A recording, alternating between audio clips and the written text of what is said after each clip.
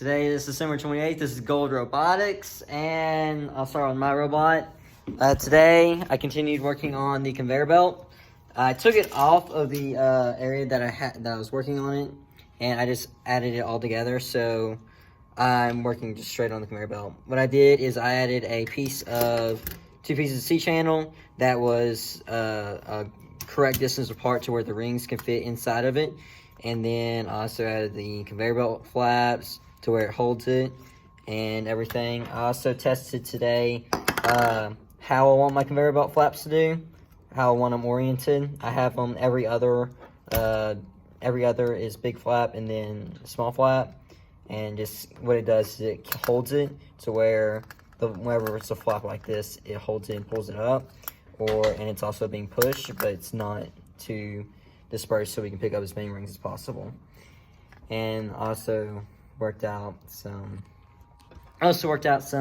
friction problems that I had on the conveyor belt. I just need to add a top bit of it, so while it's going up, the ring is holding it down so it can have more contact with the conveyor belt to go up instead of skipping. I need to add that onto this, and then I'll attach it to my robot, and I'll start doing more tests. So today what I did was I fixed the spacing on Bobby's robot at the top because it was bowed in. And then after I fixed that, I attached this. It needs taken off eventually.